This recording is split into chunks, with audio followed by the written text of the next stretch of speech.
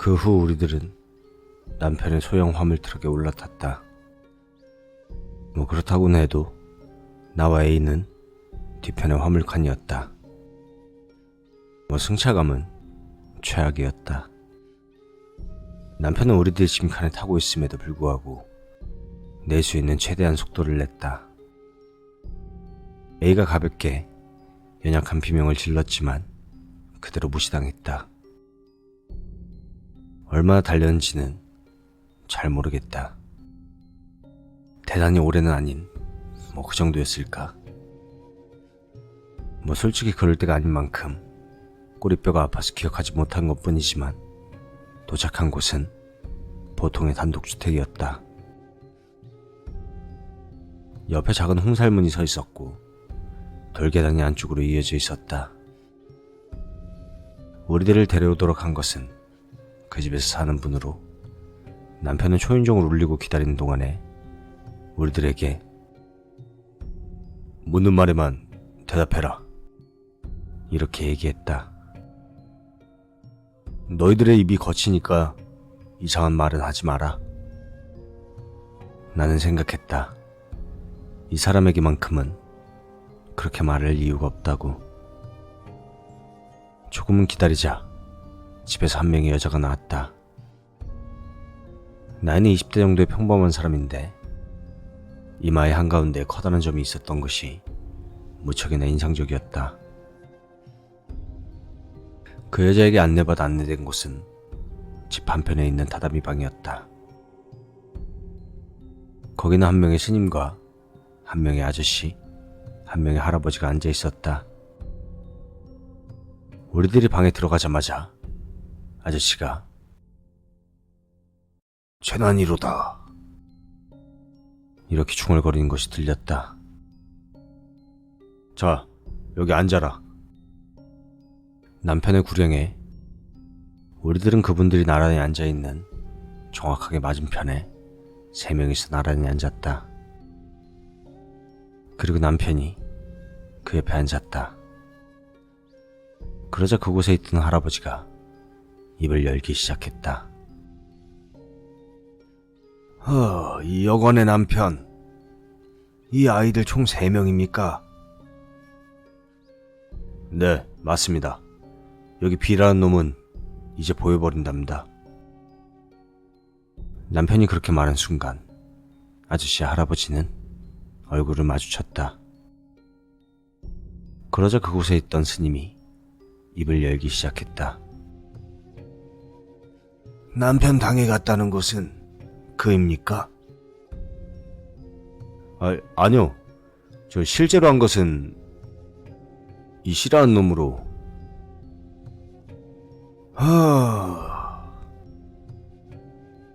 이 B라는 녀석은 아래에서 들여다봤을 뿐이라고 합니다. 그렇습니까? 그리고 조금 침묵한 뒤 스님은 B에게 물었다. 당신은 뭐 이런 경험이 처음이지요? B가 되묻는다. 이런 경험이요? 예, 그렇습니다.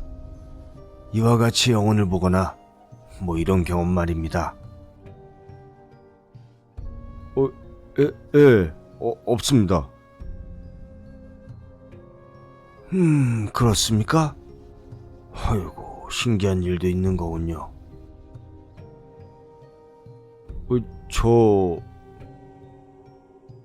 B가 뭔가 말하려고 하고 있었다. 거기에 있던 모든 사람이 B를 쳐다보았다. 네, 말씀하세요. 저 죽는 겁니까? 그렇게 말한 B의 발은 정자한 무릎 위에서 부들부들 떨리고 있었다.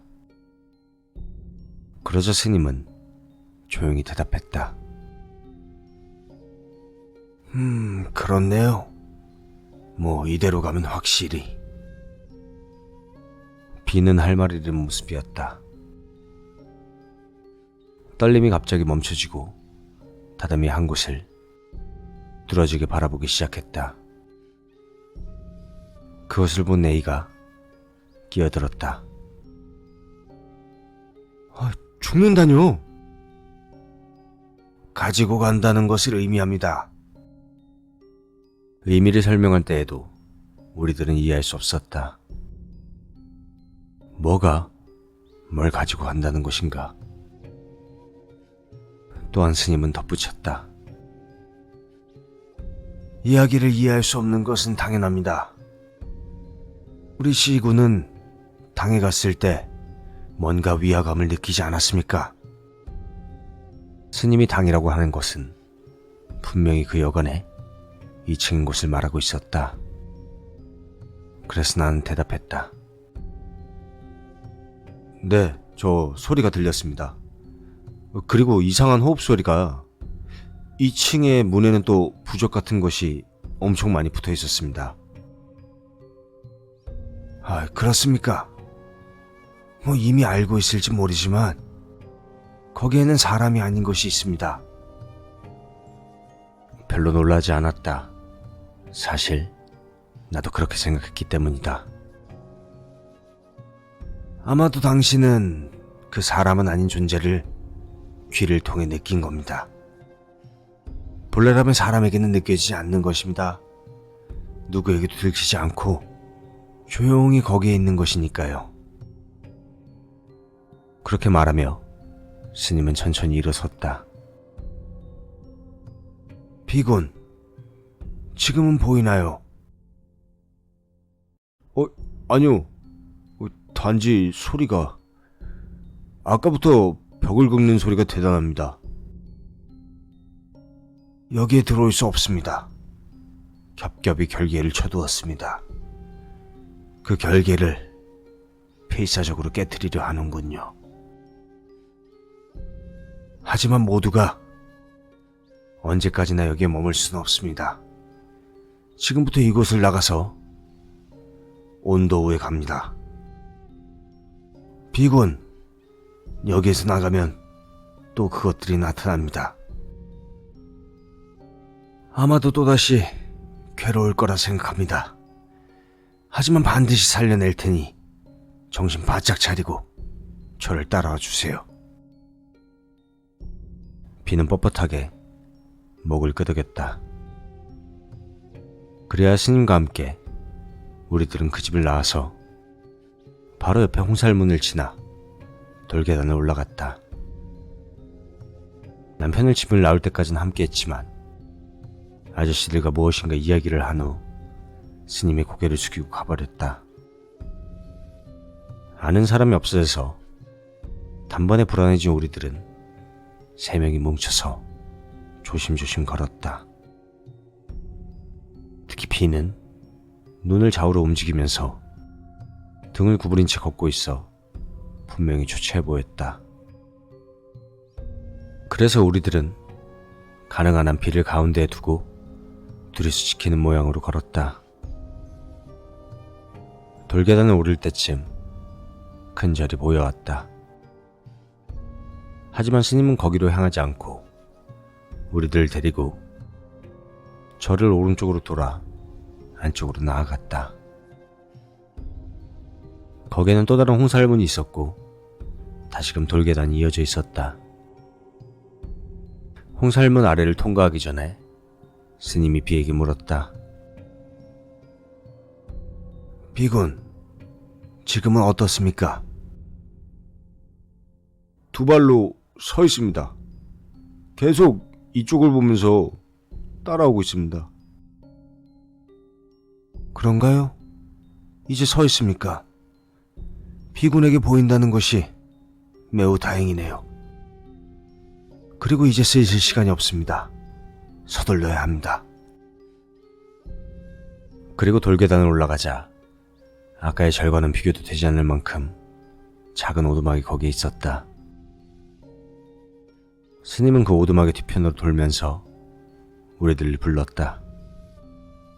우리들도 뒤로 돌아가자 스님이 말하길 여기에 하룻밤 동안 지내면서 씌어버린 것에 죄를 지낼 것이라고 했다.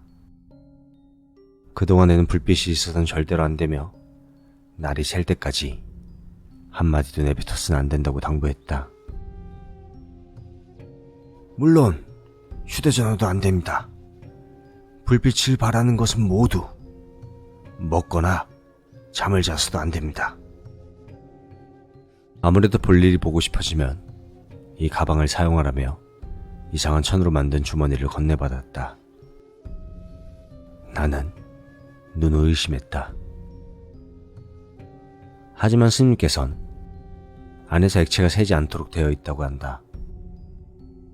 믿을 수 없었지만 그걸 뭐라 하더라도 다른 방법이 없었기 때문에 얌전히 있었다. 그 후에 우리들에게 대나무 통 같은 것에 담긴 물을 한 모금씩 마시도록 하고 본인도 입에 머금고는 우리의 기쁨을 살포했다. 그리고 작은 오두막에 들어가도록 했다. 우리들은 차례차례 들어가려고 했는데 비가 들어가는 순간 입가를 누르고 밖으로 튀어나와 토하는 거였다. 갑작스러운 일로 우리들은 놀랐는데 스님이 당황한 기색으로 물었다. 자네들 당해간 것이 오늘이 아니었습니까? 에?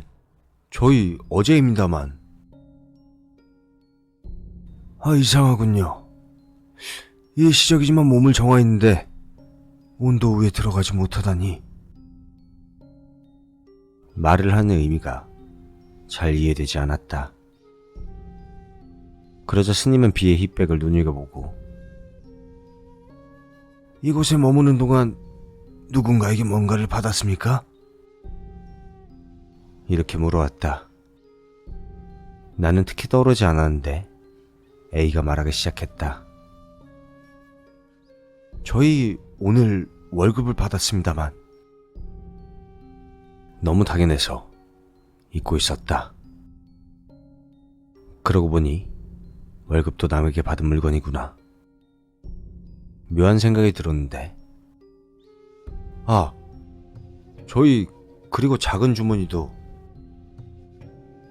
그리고 주먹밥도 받은 물건에 들어가네요. 급여를 받으면서 여주인에게 받은 작은 가방이 떠올렸다. 그리고 아침에 미사키가 만들어준 주먹밥을 받았었다. 스님은 그것을 들고 비에게 말을 걸었다. 비군, 그것 중에 어느 하나라도 지금 가지고 있습니까? 주먹밥은 부피가 커서 가방에 넣어뒀습니다만 급여와 주머니는 지금 가지고 있습니다. 비는 그렇게 말하고 가방에서 그 두 가지를 꺼냈다. 스님은 먼저 주머니를 열었다. 그러자 한마디. 이것은... 이라며 우리들에게 보이도록 주머니 입구를 벌렸다. 안을 들여다본 우리들은 숨을 들이삼켰다.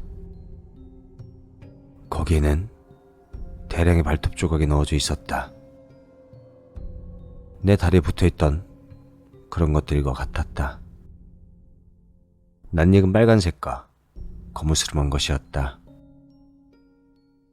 비는 그 자리에서 곧바로 다시 토했다. 나도 거기에 이끌려 같이 토했다. 주변이 오물 냄새로 진동했고 스님도 얼굴을 찌푸렸다. 스님은 비의 소지품을 맡아두겠다며 우리들 두 명의 소지품도 모두 꺼내라고 말했다.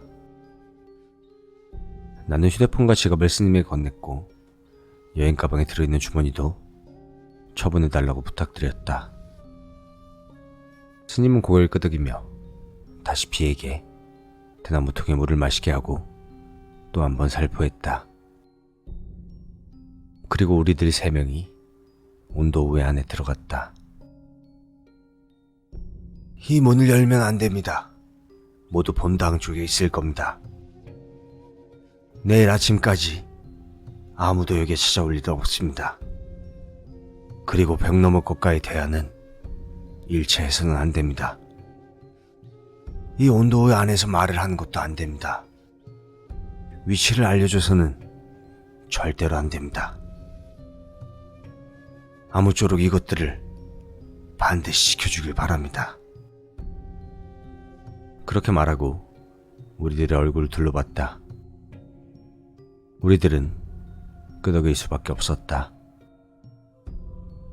이때 이미 말을 해선 안 된다고 생각해서 겁이 난 우리들은 아무 말도 할 수 없었다. 스님은 우리들의 모습을 확인하고는 문을 닫고 그대로 아무 말 없이 가버렸다. 온도의 안은 서늘했다. 실제로 여기서 마시지 않고 먹지 않기를 해낼 수 있을지 불안했는데 이걸로 하룻밤 정도는 지킬 수 있을 거라 그렇게 생각했다. 건물 자체는 상당히 낡아서 벽에는 곳곳에 틈새가 있었다. 그렇다고는 해도 상당히 작았지만 아직 정오라서 외부의 빛이 그 사이로 들어와 A와 B의 얼굴도 제대로 확인할 수 있었다. 얼굴을 마주보고도 아무 말을 할 수 없는 이런 상황은 난생 처음이었다. 괜찮다라는 의미를 담고 내가 고개를 끄덕이자 A도 B도 끄덕임으로 응답해 주었다. 잠시 후 얼굴을 마주보는 횟수도 줄어들고 결국에는 서로 다른 방향을 향하고 있었다. 말할 수 없는 답답함으로 이제 어느 정도의 시간이 흘렀는지 도무지 알 수 없게 된 우리들은 그저 멍하니 그 자리에 있는 것밖에 할 수 없었던 거다. 엄청난 시간이 지나다고 생각했는데 아직도 바깥은 밝았다. 그러자 A가 바스락바스락 소리를 냈다. 대체 뭘 하는 거야? 이렇게 생각해서 너무 큰 소리를 내기 전에 말리려고 A족을 바라보니 A는 손에 든 종이와 펜을 우리들에게 보였다. 이 녀석은 스님의 말을 듣지 않고 몰래 펜을 숨겼던 것이다. 그리고 종이는 껌 포장지였다. 메모지다에 가지고 있을 리 없는 우리들이므로 생각할 수 있는 건 그것뿐이었다는 것이다. 이 녀석 뭐 하는 거야? 나는 순간 그렇게 생각했지만 의사소통을 제대로 할 수 없는 이 상황에서 극도로 불안했던 탓도 있어서 A가 취한 행동에 아무 말도 할 수 없었다. 오히려 한 줄기의 빛이랄까? 잘 설명할 수 없지만 어쨌든 몹시 안심했던 것을 기억한다. A는 먼저 스스로 종이에 뭔가를 쓰고 나에게 건네왔다. 모두 괜찮아? 나는 A에게 펜을 받아 가능한 작은 공간에 썼다. 나는 아직 괜찮아. B는? 그리고 B에게 종이와 펜을 함께 전달했다. 나도 지금은 괜찮아. 아무것도 보이지 않고 들리지 않아. 그리고 A에게 종이와 펜이 되돌아왔다. 이런 식으로 우리들의 필담이 시작되었다. 껌은 나머지 4개, 바깥 포장지랑 은박 조인까지 8장. 작게 글자만 쓰면 돼. 오케이. 밤이 되면 할 수 없으니까 늦기 전에 이야기하자. 알았어. 지금 몇 시쯤일까? 모르지. 5시 정도? 여기 온 게 1시 정도였는데? 그러면 4시 정도인가? 아직도 3시간인가? 길구나. 이런 식으로 실없는 이야기를 하고 첫 번째 종이가 끝났다. 그러자 A가 써왔다. 야, 씨, 글자가 커. 나는 사과하는 제스처를 보였다. 그러자 A는 나에게 펜을 줬기 때문에 내가 적었다. 배고파. 이렇게 써서 B에게 전달했다. 그리고 B가 아무것도 쓰지 않고 A에게 종이를 건넸다. 그러자 A는 나도. 이렇게 써서 내게 건네주었다.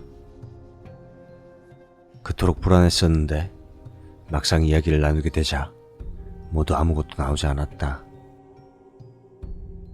나는 해가 지기 전에 말해두지 않으면 안 되는 것을 썼다. 무슨 일이 있어도 끝까지 힘내자. 응. 나 소리 지르면 어떡하냐? 뭔가 입에 물고 있어. 물고 있을 것 따위가 없어. 옷 벗어둘까? 그런가? 아무것도 일어나지 않을 거야. 우리 그렇게 믿자. B는 내가 쓴 말에 대해서는 노코멘트였다. 나도 적은 후에 스스로 뭐라고 하는 거냐고 생각했다. 스님은 아무것도 일어나지 않는다고는 한마디도 하지 않았다. 오히려 앞으로 무슨 일이 일어날 것인가를 예상한다는 그런 말투로 우리들에게 여러 가지 충고를 했었다. 그렇게 생각하니 우리들은 한시라도 빨리 시간이 지나갈 것을 바라는 한편 사실은 밤을 맞이하는 것이 굉장히 두려웠다. 밤만이 아닌 그때 그렇게 있는 시간도 사실은 무서워서 어쩔 수 없었다. 유일한 구원은 서로의 존재를 눈으로 확인하는 것뿐이었으니까. 나의 한마디로 분위기가 단번에 무거워졌다. 나는 이 분위기를 어떻게 해보려고 B가 가지고 있던 종이와 펜을 받아 뭔가 말할 시간이 아깝다. 이렇게 써서 A에게 전달했다. 다른 사람에게 떠넘기는 것도 좋은 거다. A는 순간 당황했지만 조금 생각하고 글을 써서 나에게 건네왔다. 자, 우리 돌아가면 뭐 할까? 좋다. 나는 우선 치타야에 갈 거야. 왜 치타야인 거야? DVD 반환. 깜빡했어. 얼마나 된 거야? 그건 거짓말이었다. 어떻게든 마음을 달래주고 싶었기 때문에 뭐라도 괜찮으니 적당히 썼던 것이다. 결과적으로 분위기는 조금이지만 누그러져서 A도 B도 각각 돌아가며 무엇을 할 것인가를 썼다. 조금씩이지만 천천히 우리들은 조용한 시간을 보냈다. 그리고 남은 종이도 부족해질 무렵 B는 하고 싶었던 말을 종이에 썼다. 나는 스님이 하신 말씀을 반드시 지킬 거야. 죽고 싶지 않아. 나도 A도 마지막에 쓰여진 말을 바라보고 있었다. 나는 죽고 싶지 않아라는 말 태어나서 진심으로 말했던 일은 없었다. 반드시 A도 그럴 것이다. 죽는다는 거 생각해 본 적도 없으니까. 죽음을 가까이 느낀 적이 없었기 때문이다. 그것을 지금 눈앞에서 진심으로 말하는 놈이 있다. 그 사실이 너무나도 충격적이었다. 나는 B의 눈을 제대로 쳐다보고 고개를 끄덕였다. 그 후에는 특별히 아무것도 말하지 않았지만 이상하게도 혼자라는 생각이 들지 않았다. 서로의 존재를 느끼면서 우리들은 해가 지는 것을 느끼고 있었다. 아무것도 하지 않고 있으니 매미의 울음소리가 시끄러웠지만 서서히 귀가 익숙해졌고 신경이 쓰이지 않게 되었다. 그렇지만 어쩐지 위화감이 들어 귀를 기울여 보니까 뭔가 다른 소리가 들려오는 거였다. 다시금 귀를 거듭 기울여 보니 점점 그 소리가 선명하게 들리게 되었다. 나는 생각하기보다도 먼저 확신이 들었다. 그때 그 호흡 소리라고. 비를 보았다. 어둑어둑해서 확실하진 않았지만 비가 뭔가를 눈치챈 기색은 없었다. 비에게는 들리지 않는 건가? 그러고 보니 비가 호흡 소리에 대해 말했던가? 어쩌면 이건 들리지는 않는 건가? 아니면 단지 아직 눈치채지 못한 것뿐인가? 내 머릿속에서 여러 가지 생각이 떠올랐다. 그러자 경직된 나의 모습을 발견한 비가 주위를 두리번대며 둘러보기 시작했다.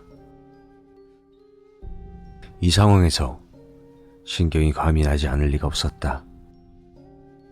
내 상태가 변한 것을 즉시 알아챘을 거다.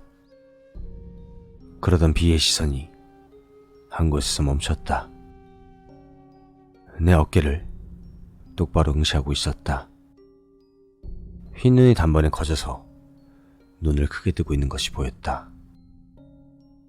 A도 비의 모습을 깨닫고 비가 보고 있는 방향을 봤지만 아무것도 찾지 못한 듯했다. 나는 무서워서 뒤돌아볼 수가 없었다. 그래도 그 호흡 소리만은 귀에 들어온다. 그것이 바로 거기에 있었다.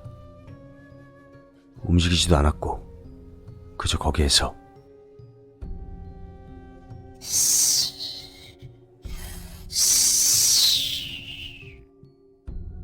하는 소리를 내고 있었다. 잠시 경직 상태가 계속되자 이번에는 우리들이 있는 온도의 주위를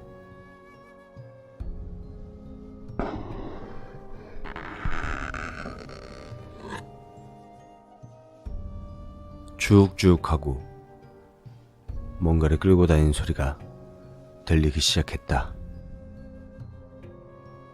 A에겐 이 소리가 들렸던 듯 갑자기 내 팔을 잡아왔다. 그 소리는 온도 위의 주위를 빙빙 돌다가 점차 호흡 소리가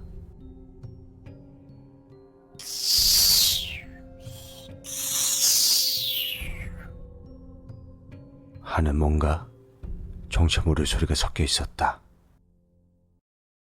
내겐 소리밖에 들리지 않았지만 그것이 천천히 온도의 주변을 배회하고 있는 것은 정확하게 알 수 있었다. A의 팔에서부터 심장 소리가 전해져 오는 것을 느꼈다. B를 볼 여유가 없었지만 굳어 있었던 것 같다. 전원 미동도 하지 않았다. 나는 공포에서 벗어나기 위해 귀를 막고 눈을 감고 있었다. 제발 사라져달라고 마음속으로 빌고 있었다. 어느 정도 시간이 흘렀는지는 모르겠다. 몇 분이었는지 그렇지 않을지도 모른다. 눈을 뜨고 주위를 둘러보니 온도의 내부는 캄캄해서 거의 아무것도 보이지 않는 상태였다. 그리고 아까까지의 그 소리는 사라졌다.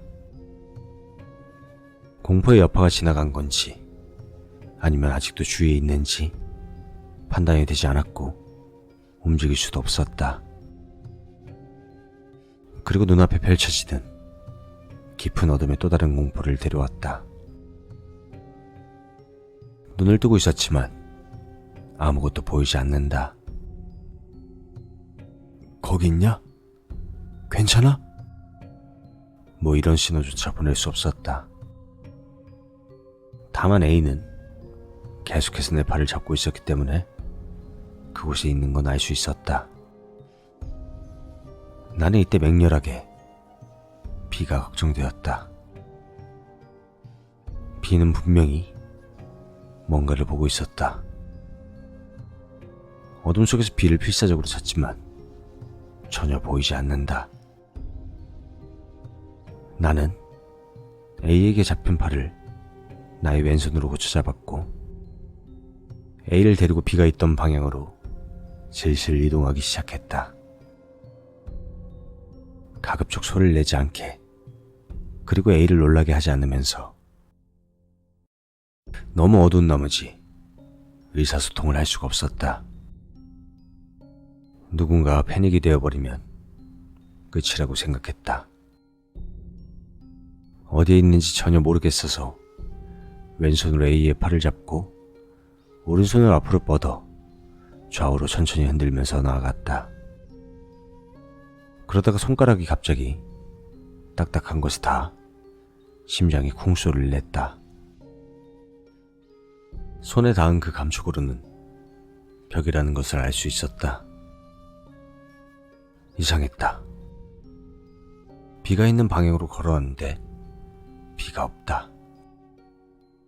나는 초조해졌다. 또한 벽에서 방향을 바꾸어 천천히 나아갔다. 하지만 또다시 벽에 이르렀다. 망연자실함에 울상이 되었다. 야, 비! 어디냐? 이런 한마디를 몇 번이나 삼켰다. 어찌할 줄 모르게 되어 그 자리에 멍하니 선 채로 A의 팔을 강하게 잡았다.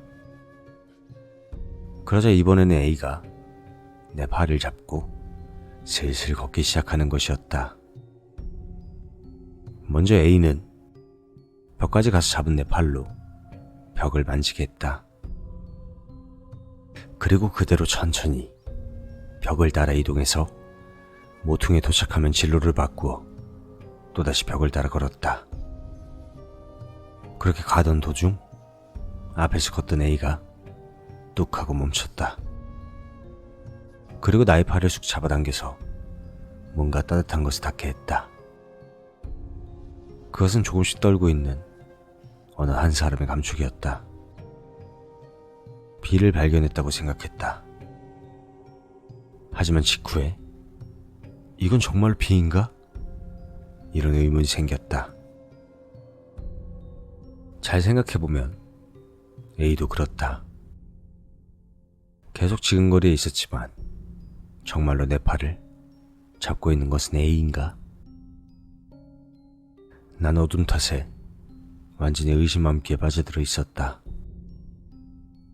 내가 조용히 있었더니 A는 다시 나의 팔을 잡고 슬슬 걷기 시작했다. 나는 천천히 따라갔다. 그러자 얼마 안 되는 양이지만 아주 작게 시야에 빛이 들어오게 되었다. 신기하게 생각했는데 방에 있는 틈새로부터 약간의 달빛이 들어오는 것이 우리 눈에 들어왔다. A는 그곳에 우리들을 데려가라 하는 것이라고 생각했다. 왜 눈치채지 못했는지 지금 생각해봐도 참으로 이상한 일이었다. 어둠의 눈이 익숙해진다는 것을 들어본 적은 있었지만 공포에 휩쓸려 버린 우리들은 그럴 상황이 아니었다. 정말로 칠흑 같은 어둠이었다. 어쨌든 그때 나는 그 빛을 보고 진심으로 구원받은 기분이 되었다. 그리고 A에게 감사했다. 나중에 들었는데 나는 보이지도 않았고 들리지도 않았어. 뭔가 이상한 걸 질질 끌고 있는 소리가 들렸기는 한데 하지만 그 덕분에 너희들보다는 여유가 있었을지도 모르잖아. 이렇게 말했다. 대단한 놈이라고 생각했다. 빛 아래에 오니 A의 반대편 손으로 B의 팔을 붙들고 있는 것이 보였다. 달빛에 보였던 B의 얼굴은 땀과 눈물로 흠뻑 젖어 있었다.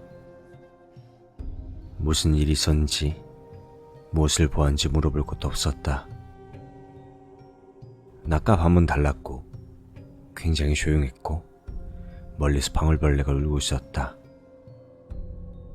우리들은 잠시 그곳에 가만히 서 있었다. 부끄럽지만 세 명이 서로 손을 맞잡고 앉았다. 적당히 원형을 짜는 느낌으로. 그 상태가 가장 안심할 수 있는 형태였던 것 같다. 그리고 무엇보다 그 소량의 빛으로 상대의 모습을 거기서 확인할 수 있다는 것이 다른 차원처럼 느껴졌다. 잠시 그렇게 있었는데 드디어 예상했던 일이 일어났다. A에게도 징조가 보인 것이다. 생리현상이기 때문에 절대로 불가피한 일이라고 생각했다. A는 자신의 바지주머니에서 스님에게 받은 천주머니를 바스락바스락하고 꺼내더니 곧바로 일어서서 우리들로부터 조금 떨어졌다. 고요함 속에서 A가 내는 소리가 울려 퍼졌다. 왠지 바보 같은 소리에 약간 긴장이 풀려서 나도 비도 얼굴을 마주하고 풀어진 얼굴이 되어버렸다. 그런데 그 순간이었다. 비군. 순식간에 몸에 긴장이 덮쳐왔다. 그래서 또 들렸다. 우리들이 온도에 들어왔던 문의 바로 바깥쪽에서였다. 비군. 우리들은 목소리의 주인이 누구인지 순식간에 알아챘다. 오늘 아침에도 들었던 미사키의 목소리였다. 비군. 주먹밥 만들어 왔어. 이곳의 모습을 떠보는 듯 조금은 사이에 두고 말을 걸어왔다. 억양이 전혀 없는 기계 같은 톤이었다. 비의 손에 바짝 힘이 들어가는 것이 느껴졌다. 비군. 잠시 침묵 후 갑자기 틈을 찔러오는 듯 비군. 주먹밥 만들어 왔어. 어서 오세요. 주먹밥 만들어 왔어. 비군. 어서 오세요. 주먹밥 만들어 왔어. 정말로 같은 말을 몇 번이나 반복해왔다. 예산 일이 아니었다. 정말로 무서웠다. 미사키의 목소리인데 굉장히 무서웠다. 스님은 온도 후에는 아무도 오지 않는다고 우리들에게 신신당부했었다. 그리고 느껴지는 이 무기질적인 말투. 문 밖에 있는 것은 절대로 미사키가 아니라고 생각했다. 눈치챈 A가 우리들의 측면으로 돌아가서 나와 B의 발을 잡았다. 힘이 들어가 있었기 때문에 이 녀석에게도 들리고 있는 거라고 생각했다. 우리들은 세 명이서 온도의 문 쪽을 응시한 채로 움직이지 않았다. 그동안에도 그 목소리는 몇 번이나 반복해서 계속되었다. 어서 오세요. 비군. 주먹밥 만들어 왔어. 그리고 마침내 문이 덜컹덜컹 소리를 내며 흔들리기 시작했다. 어이, 잠깐! 문 너머의 녀석은 문을 열어 들어오려고 한다고 생각했다. 나는 문이 열리면 어떻게 할 것인가를 순간적으로 떠올렸다. 이제 여기에서 어떻게 도망가야 하는지 뭐 그런 생각밖에 나는 게 없었다. 이윽고 그 녀석은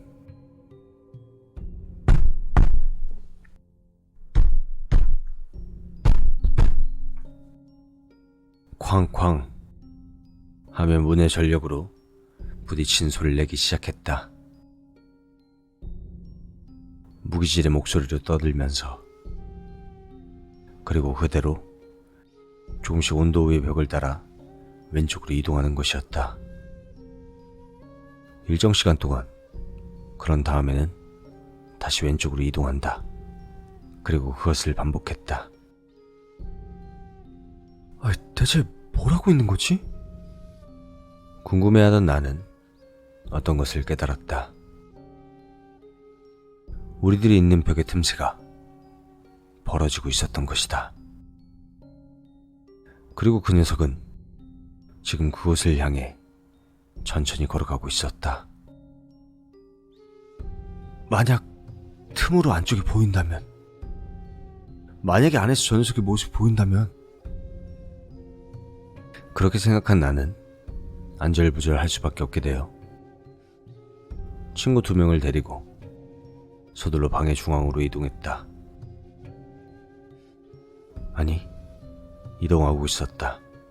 천천히, 하지만 확실하게. 심장 소리마저 내지 않을 것처럼 그렇게 생각했다. 녀석에게 들키고 싶지 않았다. 아니, 여기에 있는 것은 이미 발각되어 있을지도 모르지만, 공포로 이가 딱딱 부딪히기 시작한 나는 내 손가락을 꽉 깨물었다.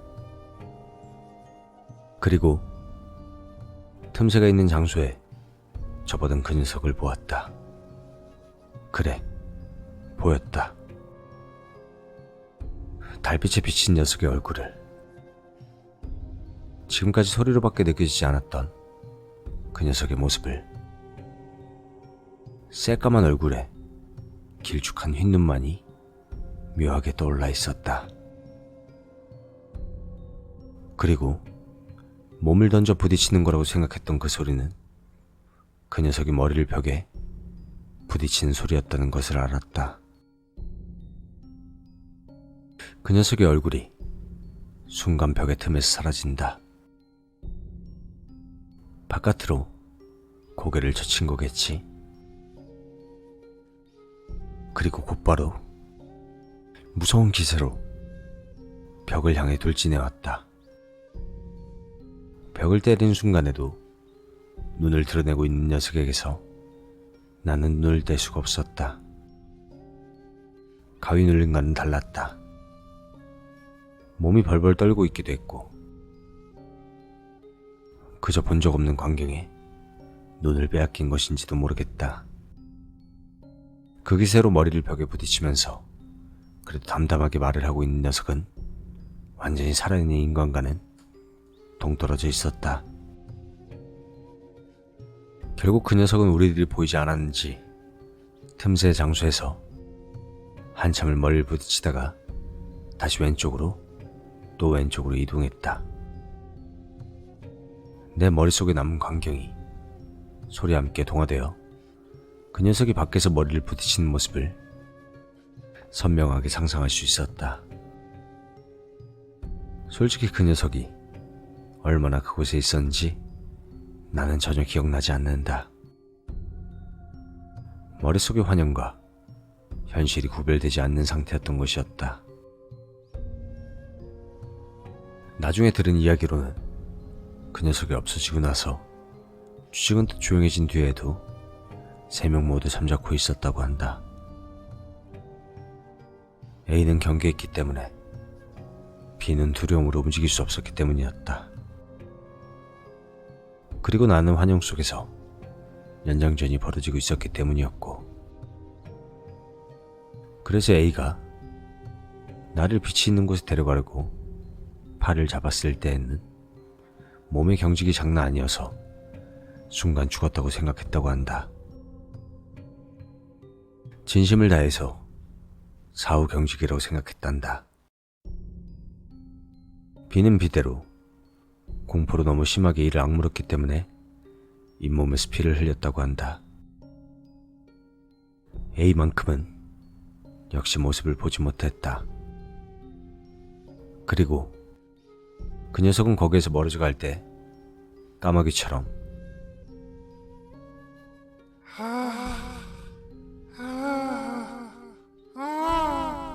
이렇게 소리를 냈다고 한다. 그 소리는 A에게만 들렸다고. 그 녀석의 2차례 습격이 있었기 때문에 그 후 우리들의 긴장의 끈은 느슨해질 수 없었다. 단지 주변에 신경을 집중하고 있을 뿐 몸이 따라주는 것은 아니었다.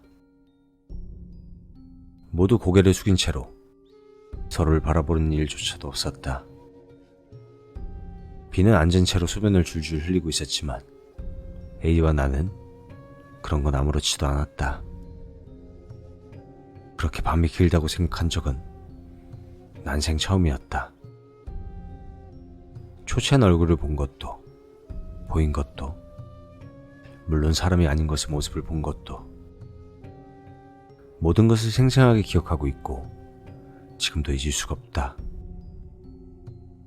온도의 틈 사이로 빛이 새어 들어왔기 때문에 날이 밝았다는 걸 알았는데도 우리들은 얼굴을 들지 못하고 그저 멍하니 앉아 있었다. 참새의 울음소리도 멀리서 들려오는 민가의 생활소음도 모두가 내 심장에 들어와 깊숙이 박히고 있었다.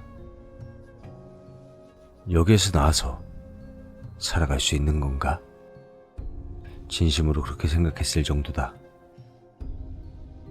본격적으로 햇빛이 안쪽에 비춰왔을 무렵 멀리서부터 이쪽으로 다가오는 한 가지 발소리가 들렸다. 우리들은 완전히 경계하는 태세에 들어갔다. 발소리는 바로 근처까지 다가왔고 온도의 뒷면에 있는 출입문 앞에서 우뚝하고 멈췄다. 숨을 가쁘게 들이쉬고 있자 철컥철컥 소리가 났고 끼익 소리를 내며 문이 열리기 시작했다. 그곳에 서 있던 것은 스님이었다. 스님은 우리들의 모습을 발견한 순간 울 것 같은 얼굴을 하고 아이고, 정말 열심히 잘 해냈습니다. 이렇게 말했다. 그때 스님의 눈은 나는 평생 잊지 못할 것이다. 정말로 부드러운 눈이었다. 나는 무의식 중에 긴장이 풀어졌다. 그리고 나이값도 못하고 펑펑 울기 시작했다. 스님은 우리들의 땀과 소변 투성이의 온도에는 서슴없이 들어왔고 그리고 우리들의 어깨를 한 사람 한 사람 품어 안았다. 그때 스님의 승복에서는 왠지 그리운 향냄새가 났고 나는 속으로 우리들 정말로 살아있구나. 이렇게 진심으로 생각했다. 그래서 또다시 나는 어린아이처럼 펑펑 울었다. 잠시 후에도 일어서지 못한 나를 보고 스님은 아저씨를 불러다 주었다. 그리고 두 명의 어깨를 안고 부축된 채로 어제 갔던 외딴 집으로 향했다. 향하던 도중에 오면서 봤던 큰 절의 옆을 지나쳤는데 그때 우리들 세 명은 어떠한 소리를 들었다.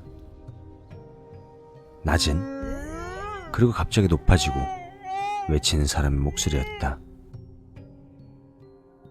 집의 현관에 도착하자 귓가에 A가 속삭였다. 아까 그거 말이야. 그거 여주인 목소리 아니야? 나는 설마 했지만 확실히 여주인의 목소리로 들리지 않는 것도 아니었다. 그렇지만 나는 그런 걸 생각하고 있지 못할 만큼 너무나도 지쳐 있었다. 집에 빨리 들어가고 싶었을 뿐이었는데 현관에 나온 여자가 굉장히 불쾌하게 우리들을 쳐다보면서 바로 목욕하러 들어가. 이렇게 말했다. 뭐 어쩔 수 없었다. 왜냐하면 우리들은 그 정도로 심한 악취를 풍겨댔으니까. 그리고 우리들은 세 명이 사이좋게 목욕을 하기 시작했다. 뭐 무서웠으니까. 갑자기 혼자가 될 용기는 역시 없었던 듯 했다. 욕실에서 올라가니 낯익은 다다미 방으로 통했고 거기에 3장의 이불이 깔려 있었다. 먼저 자라. 이렇게 말하는 것 같았다. 이곳은 안전하다고 내심 믿고 있었기도 하고 극한으로 지쳐 있었던 탓도 있었다. 일단은 그렇다고나 할까? 이론보다 우선 먼저 몸이 움직여서 우리들은 이불에 얼굴을 파묻고 그대로 정신을 잃고 자기 시작했다. 나는 잠이 들면서 아무래도 좋은 일이 생각했다. 일어나면 그 녀석들한테 우리들은 돌아간다고 전화해야겠네. 여행 준비를 만땅으로 대기하던 친구 2사람은 우리들이 지금 이렇게 죽을지도 모른다고 생각했다는 건 모를 테니까. 물론 모처럼 기대했던 여행 계획이 깨져버렸다는 것도. 그러고 보니 온도에서 나올 때 나는 비에게 물어봤다. 비, 이젠 보이지 않아? 그러자 비는 확실한 어조로 대답했다. 보이지 않는다.